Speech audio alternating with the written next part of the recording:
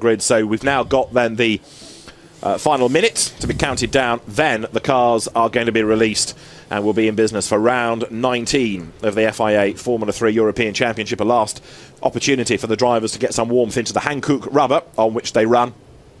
And you can look down onto the grid there and see the Double R Racing cars towards midfield. There's Antonio Giovinazzi's very distinctive bright yellow Carlin Run Dallara on pole position in a moment. He will lead them away as on go the green lights, and he floors it, but also puts as much rubber down as he can to try and increase that grip level, ready for the start of the race, because the start in a Formula 3 car remains as important as it has done for decades. It's not easy to overtake in slicks and wings, but it is possible here, especially on this section of the circuit you're looking at. But if he can make a good start, a lot of the work is done by Giovinazzi, and he needs to make sure there's no wheel spin. There's drama for Fabian Schiller, who has not got away. Number 11 there, Fabian Schiller, stranded on the grid. Best race result of the year is a 9th, but it looks like he's going to have to start at the very back of the pack. As you have a look at the grid, Antonio Giovinazzi starts on pole from Felix Rosenqvist and Marcus Pommer.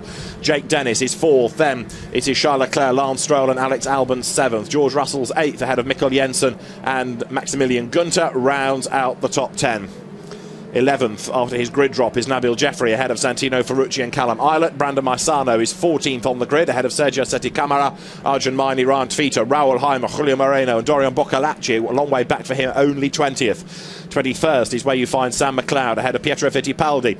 Then it's Matt Solomon and Alessio Lorandi will start 24th on the grid. And Fabian Schiller has got going. He's managed to get himself past the course car, but Schiller should start at the back of the grid. If he doesn't, then he can expect a penalty.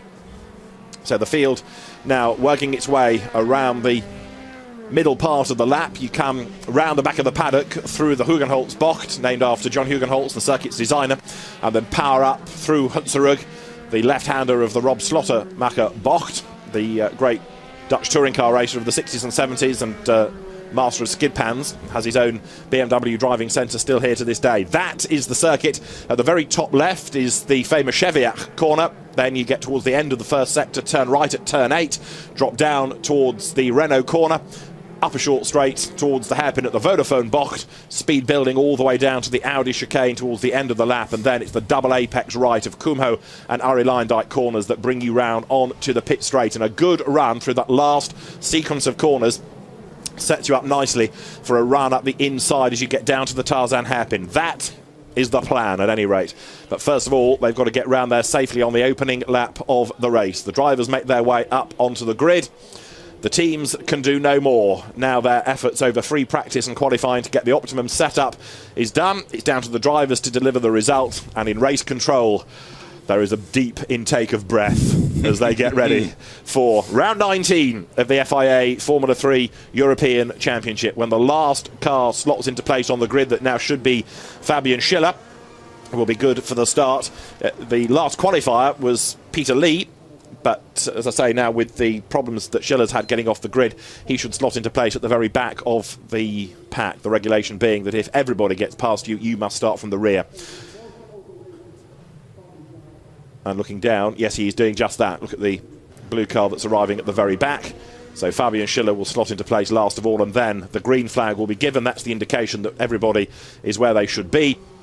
And we will be in business then as the last few cars make their way into position. This race running just a little bit late after delays in an earlier qualifying session.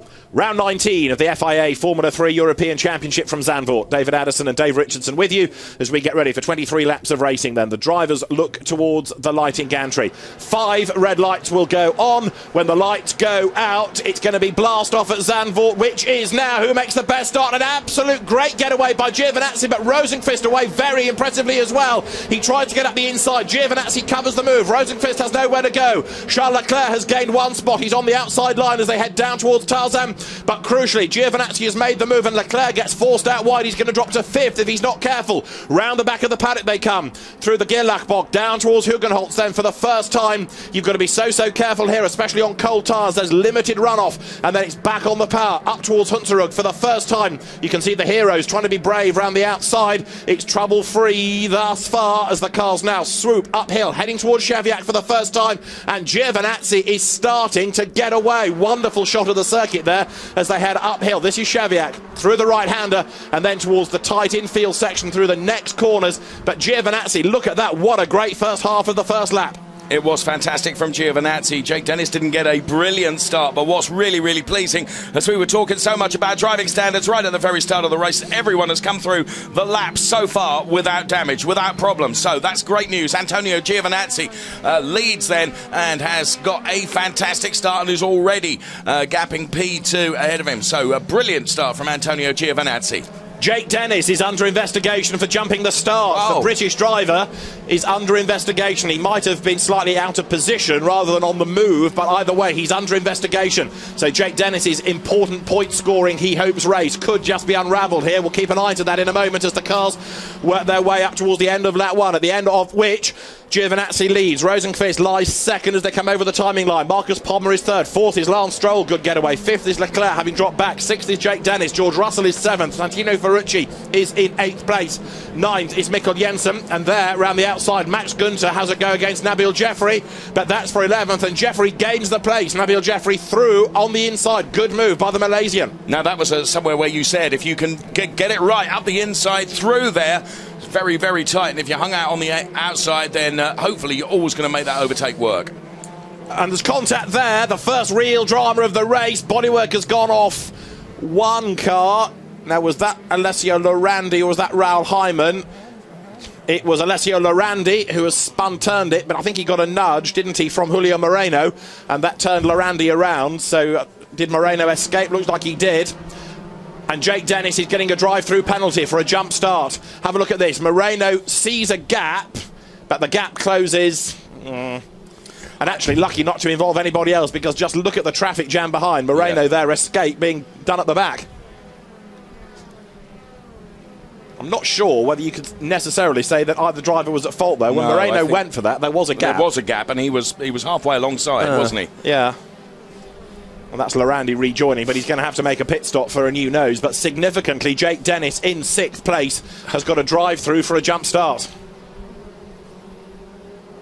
Over the timing line. The lead gap has come right down. Look, it was 0.8 of a second. It's now half a second. And does Jake Dennis come in this time? The leaders go down towards Tarzan. And look at the way they've got away now from Marcus Palmer, who runs in 3rd place. Jake Dennis does now serve the drive-through penalty. We need to see where he feeds back in a moment as the cars work their way through Tarzan. But the top two getting away. There is Jake Dennis, and his race is just unravelling, isn't it? Now, I was looking at that start, and I thought Jake Dennis had a torrid start, so I wonder whether he went to go and then realised that he'd perhaps anticipated the lights and then almost eased up again, because he got, he lost a number of places right at the very start, didn't he? Absolutely right. Let's see it again. What he does is go and stop, and what that does is put him over the white line. He's out of position. So it's a kind of jump, but it's more the fact that he's out of position. More judicial. Yes, now, interestingly, the incident between car number 8 and car number 17, which we saw just a few moments ago, that between Lorandi and the car of Julio Moreno, no further action going to be taken. So it was, as you called it, it was like a racing incident, wasn't it? He was 6 and 1, half a dozen of the other. So what you've seen is Lorandi in the pits for repairs, and Julio Moreno is in as well. Massive lock-up there. That was from Santino Ferrucci, who I seem to remember you said was spectacular. And it's no good because Jeffrey gets him back on the inside. Well, he was spectacular to watch yesterday, and that just reinforced and proved the point of his driving style is very, very spectacular. But it also proves the point it doesn't always work, David. One up and one down. Got to give him credit for trying, though. So the leaders come across the line. Giovinazzi responding to the challenge of Rosenqvist now, because the gap is up to 0.7 of a second. Palmer is third. And look at this. Callum Eilert trying to fend off Arjun Maini and everybody else. There's Kamara in all of this as well. At the back, there's Pietro Fittipaldi. They all go diving into Tarzan, and they all come out of it as well. This is what it should be about. Great racing. And Sergio Sete Kamara has got a problem. Look, he slows. Number 23, the blue and white car, slows right down. Kamara drops down the order. As you say, exactly what we want to see. Great racing from Formula 3 with very, very little contact indeed. So far, it's been great racing to watch. Antonio Giovinazzi leading from Felix Rosenqvist. And there is Charles Leclerc, who is down there in P5 at the moment. It's interesting to see Leclerc struggling at the moment, at any rate, to get right onto the back of Lance Stroll, and Stroll is doing a good job here. He's keeping out of trouble. He's not running on the back of those ahead. He's already had 3 fourth places, and that's where he's running at the moment. But this is what Stroll needs, I suppose, to get his head back together after his travails of the last few weeks. So he's being hustled along by the championship leader. We are only on lap 4, so it could yet be that, of course, Leclerc can make a move late race. That, you can see, is Alex Albon getting up alongside Santino Ferrucci, who got elbowed out a little bit, didn't he, up onto the dirt on the outside. Alex Albon coming through, and that's put him up into 7th place. And even wider in the background, was that Callum Ilott in the Red Bull car? I think it might have been. And he got away with that, although Ilott, as a consequence, has dropped down to 13th place. Lead gap is still elasticated. It's 0.6 of a second now. Giovinazzi to Rosenqvist. Marcus Pommer runs 3rd. Lance Stroll 4th. Charles Leclerc 5th. George Russell is 6th. What progress of Jake Dennis as you see Callum Ilott coming under pressure from Arjun Miney? No change in the order. So we're going a long way down before we can see Jake Dennis. And he is tucked in behind the number 33 car, not having crossed the line yet. So he's 32nd, isn't he, Jake Dennis? P32. Yeah. There's Ferrucci in. Well, his exuberant efforts have cost him, haven't they? Yeah, although in fairness... he was run out, though, wasn't he? Yeah. Should he have put himself in that position? Discuss. But Santino Ferrucci is another casualty then, and he will fall down the order. Put the new nose section on the car. The American blasts away. Opposite lock in the pit lane is also an indication that the driver is not very happy about life. Replay of the start. Giovinazzi, the man on pole position. And Jake Dennis just over the white line. Yeah. But, you know, rules is rules. So he was out of position. He had jumped forward a little bit, and therefore he has to take the punishment, frustratingly. Giovinazzi able to fend off Rosenqvist. But have a look at Leclerc. Notionally, he was 3rd for a fraction of a second, but he put himself on the outside line and then couldn't get back into the pack for the next couple of corners. Therefore, falls down to 5th place. And there was a lock-up heading down towards turn 1. George Russell, I think that was, in the Carlin car, trying to fend off the challenge of Mikkel Jensen, look, who's up alongside him, and then Max Gunter going out a little bit wider. So there is the fight for 3rd, 4th and 5th. Not only is Lance Stroll being hustled along by Charles Leclerc, but he's now catching Marcus Pommer. This is going to be quite intriguing, isn't it? Because Stroll soon is going to have to think about attacking and yet defend at the same time. And the cool Charles Leclerc at the back of that pack is going to, you know, enjoy them fighting, isn't he? Because he's going to be ready like a viper to pounce if he possibly can. And that's the opportunity for him, to let them trip over themselves and him to take advantage. Up front, though, this is the lead situation. Look how much closer it has become. Giovinazzi and Felix Rosenqvist together. Remember, Rosenqvist almost treats this like a second home. He's won that many races around here, and he's getting closer and closer to Giovinazzi. So we're not done yet as far as the race lead battle is concerned. The cars working their way now down towards the Audi S around the back of the paddock. Short straight, that takes you up to the Kumho Bocht and then to the Arie Luyendyk corner to round out the lap as they turn their way through that effectively double apex right. This is the second element, the Arie Luyendyk corner, and then up towards the timing line. I would suggest that through that section, Giovinazzi has gapped Rosenqvist ever so slightly, but look up the road. They've got traffic, so they're going to come across Julio Moreno before long, aren't they, and have to put a lap on the Ecuadorian driver. Down towards Tarzan they come, and the gap still hovering around the 6/10 mark. But the 3rd place car is 4 seconds back. These two have scarpered. Absolutely. They've incredible pace from these two. And as you say, over the last few laps, the margin between them has been relatively consistent. So Felix Rosenqvist is there or thereabouts, but Giovinazzi doing a great job as well. You kind of expect that if they're doing this sort of battling and Giovinazzi has to think about defending at times, it would slow them up, but far from it. They are still getting away from the rest. They're lapping in the low 32s. Everybody else that little bit slower, so lap on lap the gap widens, and Giovinazzi knows that he's got to score well in this race. The championship situation really is fascinating because he comes into this race 2nd on 227 points against the 269.5 of Charles Leclerc. But 25 points for a win here with Leclerc down in 5th. Yes. Won't put him ahead, but it will narrow that margin, and it's crucial for him. Also crucial is the fact that these are going to be up against some backmarking traffic very, very soon as well, and they're going to have to weave their way through, aren't they? Yeah, they are. They've got Julio Moreno first to negotiate, and that's another opportunity that Rosenqvist might be able to take advantage of. Have a look in 3rd place. Marcus Pommer ahead of Lance Stroll, ahead of Charles Leclerc. That situation not shuffling yet. Here come the race leaders up towards the end of the lap then. They'll head over the timing line to put 7 laps in the book. There's the back marker down towards Tarzan. The gap was 0.6 last time. The gap is half a second this time. They head down towards the braking area. Behind them, you've got Marcus Pommer still third, and Pommer has yet to be on the podium this year, so this potentially is going to be a good result for him. His best is a 5th, but Pommer lying third. Stroll is 4th, Leclerc 5th, and it's Russell, Albon, Jensen, Jeffrey, and Max Günther only in 10th place. Nabil Jeffrey, I think, can be well pleased with this because he's on target for his best finish, having started from one of his better grid positions despite a grid drop. So the pace around here is good. So good show in there too from George Russell and Alex Albon then in P6 and P7. And car number 28, which is Maximilian Günther, is being shown the meatball flag, David, car number 28. So the black and orange mechanical warning flag saying there might be a mechanical problem with your car you're not aware of, but significantly that will bring him into the pit lane because it's got to the point nowadays where that's used that the scrutineers want to have a look, and so... And he was in the points. Yeah, indeed, he's 10th, rounding out the point scorers, you're right, but I'm just racking my brains to think if we've seen anything that Günther could have done that's given him any damage. Let's try and have a look at the car. Has he hit a curb and got a damaged nose section? Let's have a look, because there is 21... Alex Albon, that's Mikkel Jensen, Nabil Jeffrey behind, so that's not the Muka car we need, it's the next orange Muka Motorsport car, just to try and see. Yes, damaged nose cone, look, front right, so that's the problem. We saw that, didn't we, quite a bit at Spa.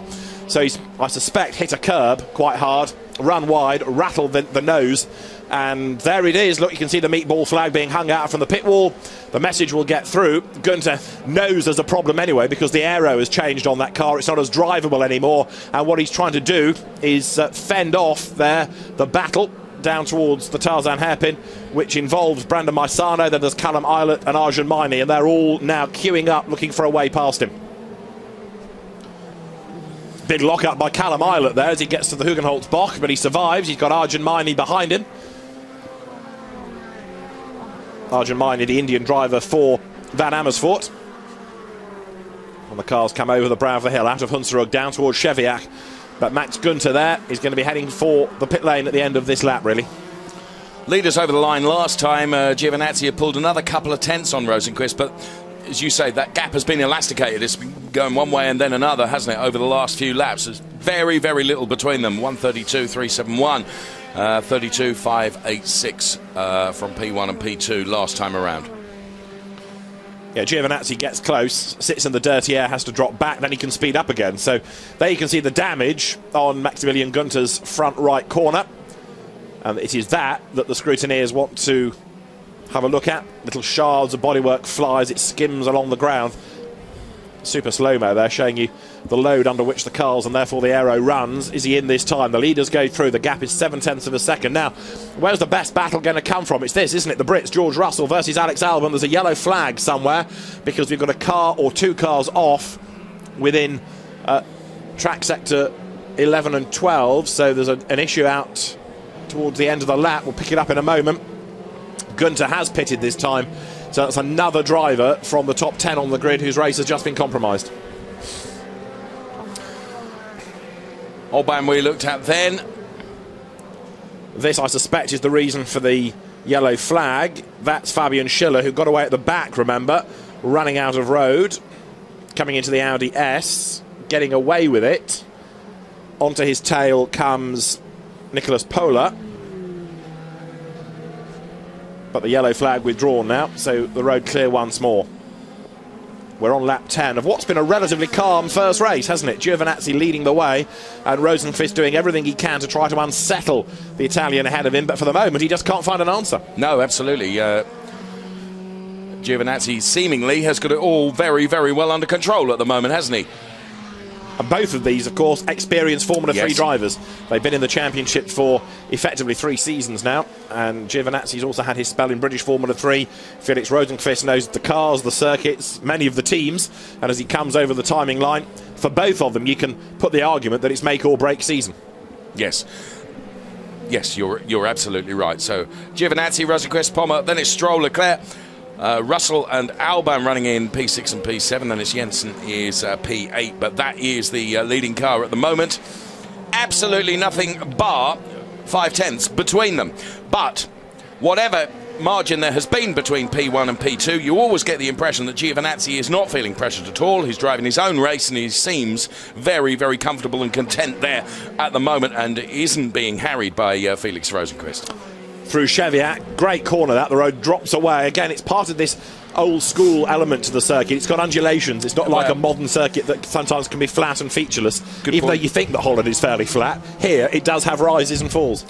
Yes, and yeah, that when we did our track analysis yesterday, if you like, you really do appreciate it, don't you? And to see the cars taking those elevation changes in the way that they did, some smooth, some not so smooth, was really, really fantastic to watch. And you don't always appreciate those elevation changes on the shots that we're able to bring you.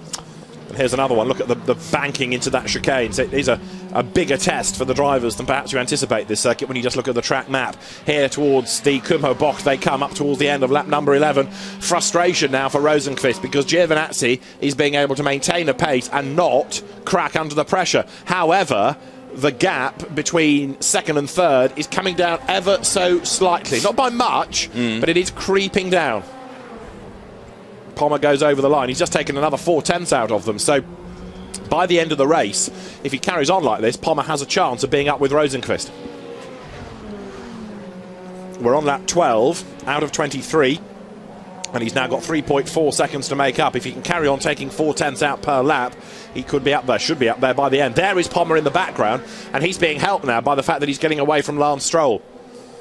3 different teams in the top 3 here as well, interestingly. Now there, just watching those two, Giovinazzi is not phased at all, is he? He's driving really, really well. He's nailing every corner perfectly. And, the cars and the drivers actually, as we've been watching over the laps that we've seen, so very, very close together in terms of ability and pace. And what that's doing is, although after saying that, Rosenqvist looks closer now than he has looked for a little while, we will see as the rest of the pack come through here. It's certainly interesting to see how, after the early battles, the field has now become relatively strung out, hasn't it? And there are relatively few groups of cars running together. One of the elements of a circuit like this, which is what you would call a driver's circuit, it does test the drivers, has a good number of corners, it does serve on occasions to break up the pack, and that certainly happened, although perhaps ironically now at the front, it's starting ever so slightly to concertina up. In the first sector, Pommer takes another 2/10 out of Rosenqvist. That battle is Dorian Boccolacci versus Sam McLeod. Monegasque versus Britt, that's for 14th place. Dorian Boccolacci there in the Lotus liveried car, the second of the signature drivers, looked after by Stefan Ortelli, GT legend, and Sam McLeod tucked up behind him as they work their way now up towards the timing line once more. The leaders have gone through, the gap is half a second, and on that lap, thanks Marcus Pommer, he doesn't go as quickly as the race leader, so the progress on that lap at least stagnates.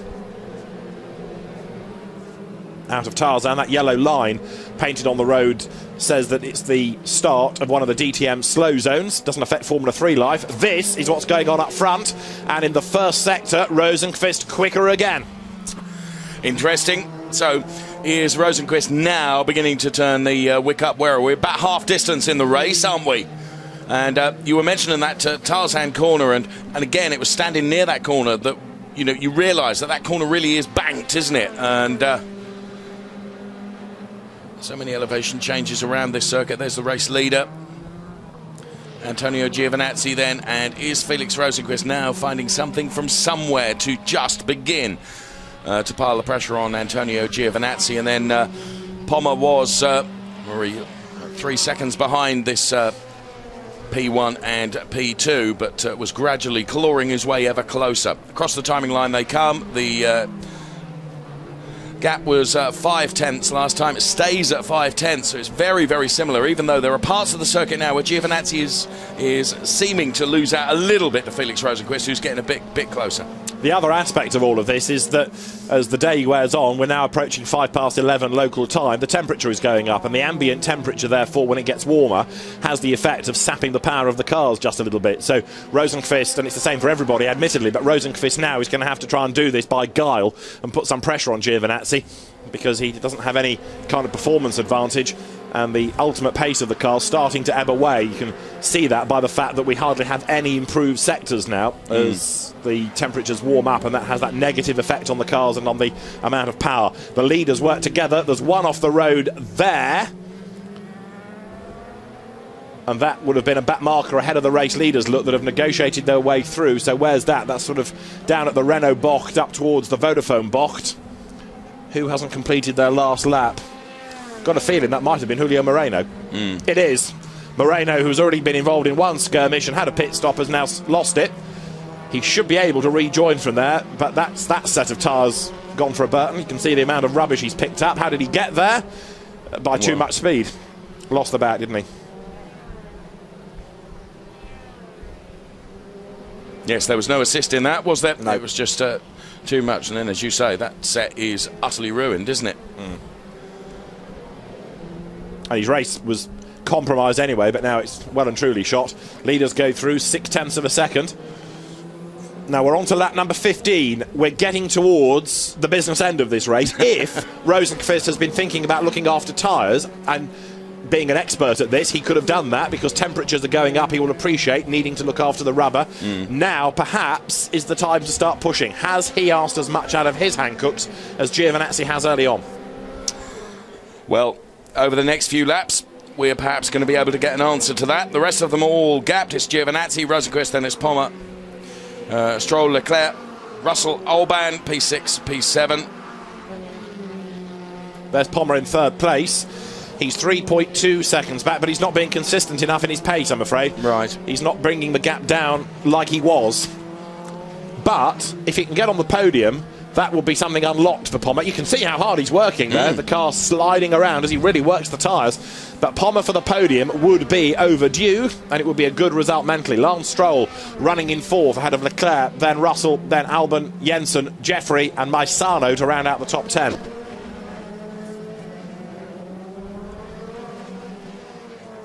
So, once again, the gap between Giovinazzi and Rosenqvist is remaining between the 5 and 6 tenths. And then we watch them. And now, is Felix Rosenqvist ever closer? I think he is, David. This is the best chance he's had for a long, long time. The gap is down to 0.3 of a second, but he's not been able to get close enough to dive out at the very end. He was close enough, certainly, as they got towards the braking zone, but he wasn't able to make the move. He was still closing as they got to the point that he would have had to make that opportunity, and so now he falls back by a length. But I would contend that going into the Hugenholtz spot, he now looks the tidier of the two. Giovinazzi perhaps now is starting to feel the pressure just a little. Having said that, as they work their way through Hunsrück, he's getting away out of the Slottermacher box up towards the right-hander at Cheviak at the top of the lap in the first sector. We'll see in a moment what he's doing, because he's about to break that timing point. Is he getting away? Is he being caught? He's responded. Giovinazzi gets away by 4 tenths in the first sector alone. Curious, isn't it? There, he ups his pace. Marcus Pommer still third, and still struggling really to get himself up onto terms with those ahead, but a podium finish would be good nonetheless. But was that Rosenqvist's last roll of the dice, or was that teeing up just to see where he could make his car the stronger? I'm inclined to believe the latter of what you've said there, that he's just testing, he's just looking to see where he can do it. Well, we're only going to find out over the next few laps, aren't we, what is going to happen here. But certainly Felix Rosenqvist is just feeling that he's spent enough time, hasn't he? Sat behind Antonio Giovinazzi. Giovinazzi has driven fantastically. But as you rightly say, we're getting towards the sharp end of this race now. Now, certainly Felix Rosenqvist, nothing like as close to Giovinazzi this time around. Gap goes up again, and that's Jake Dennis into the pits. And that's it, by the look of it. Well, it's going to be another no-point score for Jake Dennis. This isn't good news for him. It's not, but I'm just wondering whether they've elected to park it and save what life there is in those tyres for the second race and then use a new set for race 3. Maybe. Because he was going to be out of the points anyway. Nothing would be gained. Yes, you're right. In that respect, why drive round when you could look after the rubber? No, it's very possible. You know, I've got to say, that set of tyres doesn't look in great shape now. However, at least it saved itself a few more laps. And so it could be, because that's always the dilemma in the second race. Do you go with a new set or an old set, given where you've qualified? I just wonder whether that's down to rubber. Well, maybe so. Perhaps the team electing to do that, and that will be advantageous to him later on. Well, certainly he needs some advantage. Poor Jake Dennis again with another non-points finish from the first race here at Zandvoort. So we watched Giovinazzi and Rosenqvist, and there is Pommer and Stroll. Leclerc has been a bit quiet in this race, dare I say it. But Zandvoort, I suspect, is a championship at which he's done a track rather at which he's done very few miles. Yeah, maybe. Just thinking back to whether he would have been here in Formula Renault, not convinced he has. So Charles Leclerc perhaps struggling a little bit for mileage, but equally 5th is points. Yes, you know, he's up near the front. He's not in the gravel. He's not jumped the start. He's not gone off the road. And he's going to bank points where he can. Yes, there he is, the championship leader in the Van Amersfoort run car, the Richard Mille watch-sponsored driver. Richard Mille himself, a busy historic racer on occasion still.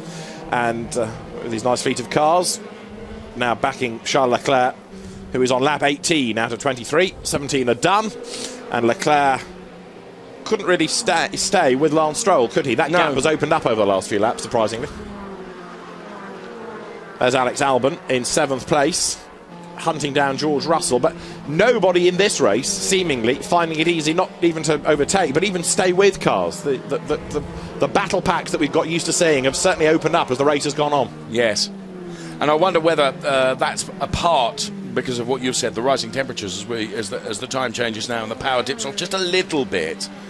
It's partly that. It's partly the circuit does break up the pack in certain places. You know, Tarzan is a good overtaking opportunity, but you've got to be up there, right with the guy ahead to do it. Yeah. That said, Alex Albon has not given up. Comes out of the Audi S, still on the tail of George Russell.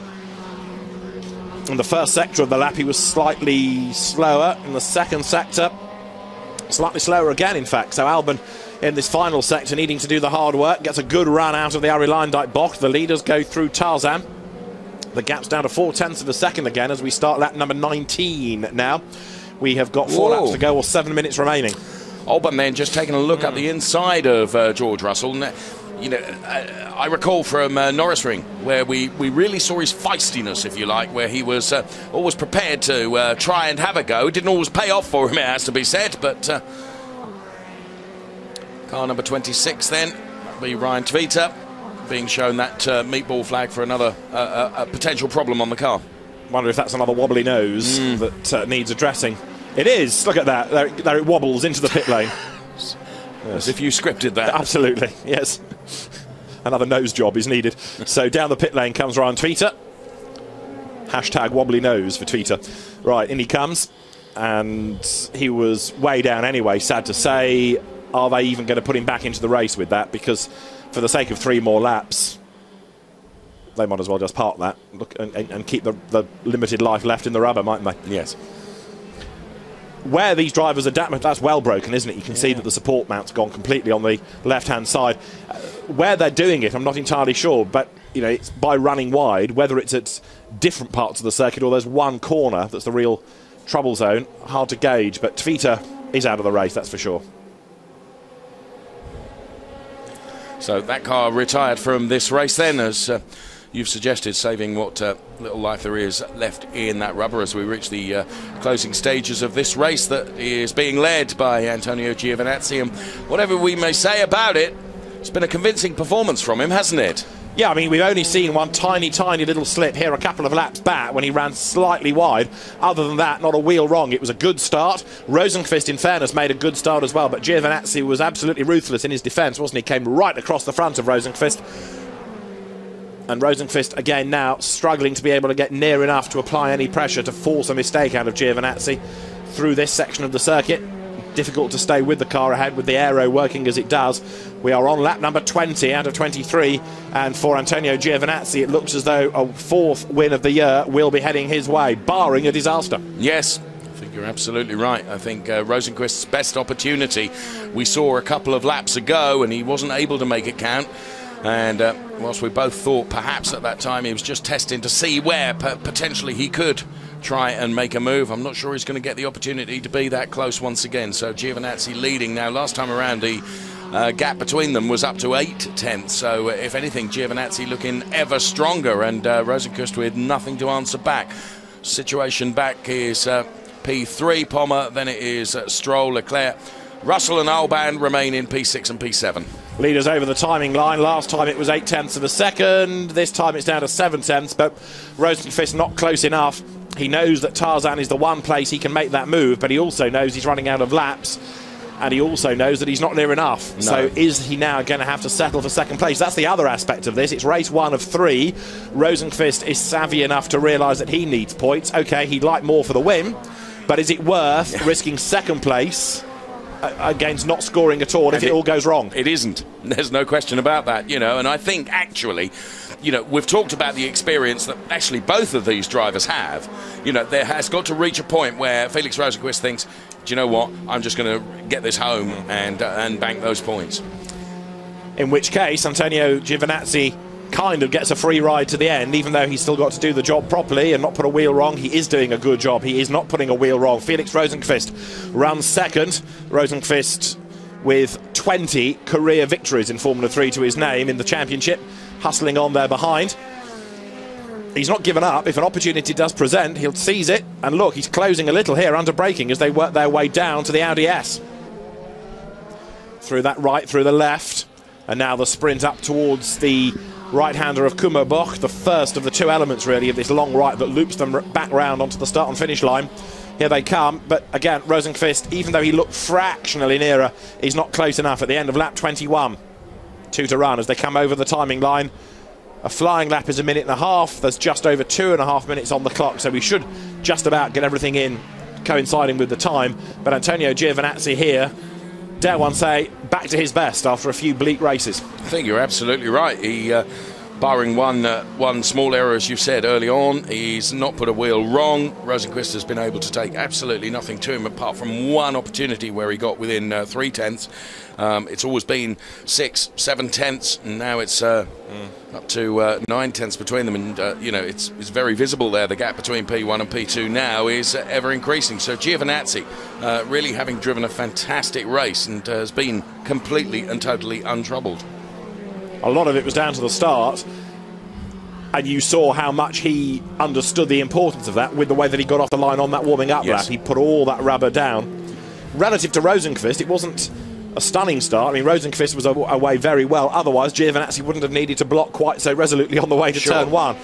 But having established himself in the lead, there has been no stopping him. He's got one more lap to run at the end of this. He'll get that lap in. Although there is less than a lap time now left in the race, he'll get onto the last lap before the clock hits 0. They've got a couple of corners to go at the end of this 22nd lap of the race. And Antonio Giovinazzi then, for Trevor Carlin's eponymous team, works his way up towards the end of the lap. There is Marcus Pommer on target for his best finish of the season. The best finish for Motor Park is an equal best, because it will be the same result that Sergio Sette Camara, who's out of this race, but he was a 3rd place finisher at Spa a month ago, remember? So for Motor Park, it's another visit for one of its drivers to the podium, but crucially the first one for Pommer. Stroll goes through 4th ahead of Leclerc, Russell, Albon, Jensen. Then it's Jeffrey, Maisano, Eilert, Miney, Hyman, McLeod up ahead now. Boccolacci into 14th place. Charles Leclerc a little bit nearer to Lance Stroll, but again, you just get the feeling that drivers in this race now concentrating on banking points. The heroics can come later on in the weekend. So there, Giovinazzi then, and let's not lose sight of the fact that did the work in qualifying as well, didn't he? Put it in pole position and drove well from the start. David has suggested Rosenqvist equally getting a good start, but Stoic in his defence was Giovinazzi, and there he is with the remainder of this lap to do. Felix Rosenqvist, barring one opportunity, has not been able to take the charge to him. And Giovinazzi will be very satisfied with his performance. So Giovinazzi, Rosenqvist, then Marcus Pommer. So they have the back-marking car ahead. But they can probably afford just to let that go, yes, because the checkered flag is going to be imminent, isn't it? So the back marker can get onto his last lap. The checkered flag is ready. Antonio Giovinazzi then makes his way up towards the timing line to score a 4th win of the championship season. Antonio Giovinazzi wins by over a second. It was Max Günther, a race winner this year, that they were almost ready to lap. Felix Rosenqvist takes 2nd. Marcus Pommer's best yet 3rd. 4th goes the way of Lance Stroll. 5th across the timing line is Charles Leclerc. George Russell is 6th. Alex Albon 7th. And then 8th should be Mikkel Jensen, ahead of Nabil Jeffrey, ahead of Brandon Maisano. And that is how they come across the timing line. But Antonio Giovinazzi wins by just over a second. And for my money, that's one of his better drives, because he was never out of the woods, was he? Every time he looked in the mirror, Rosenqvist was close by. And he controlled the pace of the race. Yes, he is a very happy man. You can just see the sign language inside the car. Yes, I've done it. Got another win. And that's really going to help him in the championship, especially with Charles Leclerc down in 5th position. We'll do some calculations in a moment, but Antonio Giovinazzi wins round 19 of the FIA Formula 3 European Championship and wins it in style, doesn't he? A happy, happy man. Rosenqvist and Pommer for the podium, and Lance Stroll in 4th place, the best rookie. He will be on the top step of the rookie podium. Checkered flag at the ready. Max Günther's car is the one at the head of that queue, going on to its last lap. Antonio Giovinazzi through to take the flag to score victory, and you can see the Carlin guys celebrating down towards the Tarzan hairpin end of the pit straight. Super slow-mo then of the checkered flag. Giovinazzi taking the win from Felix Rosenqvist, P2, then Pommer, P3. And there is Trevor Carlin. Yeah. And yeah, great for the driver to take the win, but also great. It's real motivation for the team as well, isn't it? They work jolly, jolly hard. Oh, absolutely. I mean, this, as we keep saying, is a hugely competitive championship, and that's for the drivers and for the teams. And if you can beat the likes of Prema, for example, then you know your team is doing a very good job, and that's what's happened today for Trevor Carlin's guys. Antonio Giovinazzi wins round 19 from Felix Rosenqvist, then Marcus Pommer 3rd, ahead of Lance Stroll and Charles Leclerc, with George Russell in 6th. Alex Albon is 7th, ahead of Mikkel Jensen. Nabil Jeffrey comes home in 9th for his best finish of the year, 10th going the way of Brandon Maisano. Out of the points, Callum Eilert ahead of Sam McLeod and Arjun Maini. Raul Hyman ahead of Dorian Boccolacci. Gustavo Menezes up to 16th from 26th on the grid, ahead of Pietro Fittipaldi, behind whom there was Michele Beretta, Tatiana Calderon, and then Andy Chang. Matt Solomon was 21st, ahead of Matt Rao and Kang Ling. Nicholas Polar was ahead of the troubled Fabian Schiller. Peter Lee came next, and you can see those that were in strife. Kamara out with mechanical dramas, Dennis out, Tvita with damage, Moreno damage and a spin. The catalogue goes on. Marcus Pommer, his best finish of the season, 3rd place for the reigning German champion. And the Motor Park team can celebrate, because that has been overdue. Pommer has had some good days and some bad days. He's had some self-induced problems like at Spa, mechanically induced problems like at Hockenheim. But now he's a podium finisher on merit. Felix Rosenqvist takes 2nd position. It's more points for the Swede. But the one thing that he couldn't do was really threaten Antonio Giovinazzi, who comes through having dominated the race, leading from lights to flag. And Giovinazzi takes a 4th victory of the championship season. And that, for the Italian, is an excellent result, because it narrows the deficit to Charles Leclerc in the championship. The cars arrive then in Parc Fermé. In the white shirt, with his back to the camera there, Bob Bassett, who is the technical delegate for the championship, getting ready to do all the technical checks required on the cars before the result is confirmed. A delighted Antonio Giovinazzi goes to celebrate with the team and with his dad, who was also standing out on the side of the circuit yesterday up at Cheviot, watching what was going on with his smartphone, looking at live timing to see how the boy was doing. And Antonio did well, got pole position, converts that into a race win. Marcus Pommer there in the orange and black and yellow crash helmet. There is the camera, and there's Felix Rosenqvist in the middle, who will make his way up towards the podium. So Carlin defeats, Prema defeats Motor Park.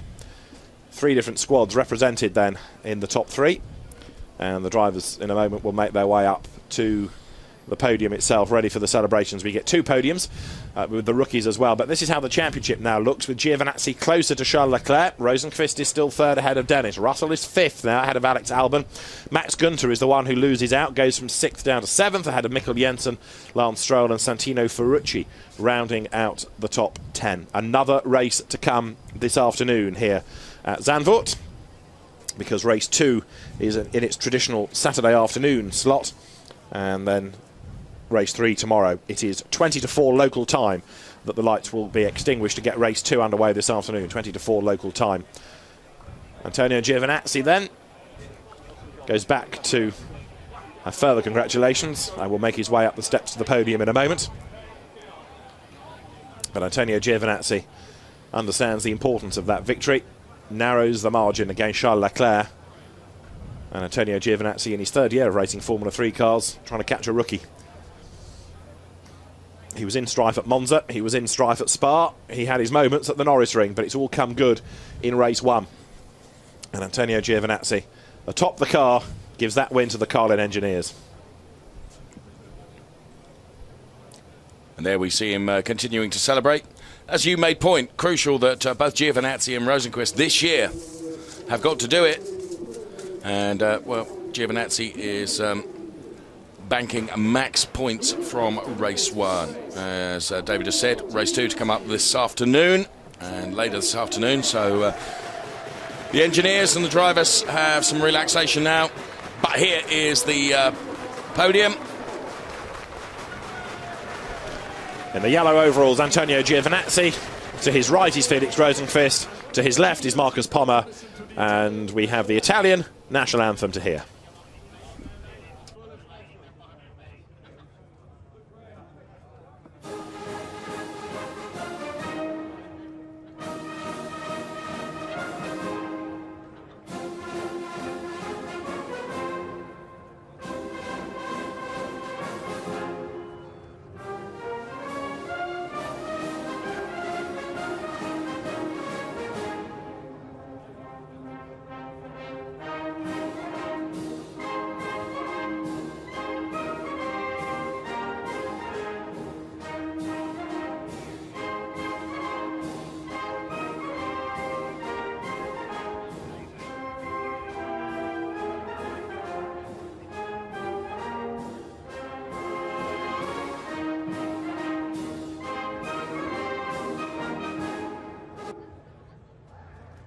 For Antonio Giovinazzi then, the Italian national anthem. And now the presentations to be made here at Zandvoort. And it is the CEO of the circuit, Eric Weichers, who steps forward to hand over the winner's trophy. Eric and his team have done a great job of transforming Zandvoort into a down-at-heel, forgotten-about circuit to one that's looking good once more.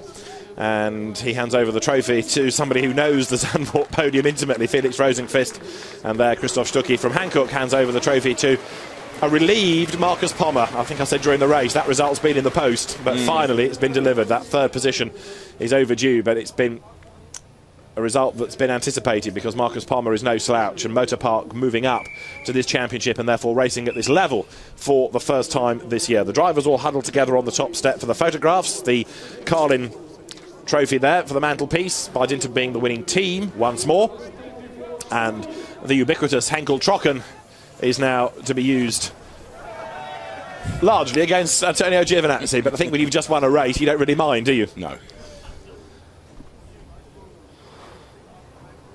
Acme Dry Cleaning Services Zandvoort's going to be busy in the next 3 hours before race 2, I suspect, as Antonio Giovinazzi says thanks to the team. And are they going to be able to catch the bottle? We'll see. Race 2 at 20 to 4 this afternoon. More action to come. For now, from Dave Richardson and David Addison. Bye-bye.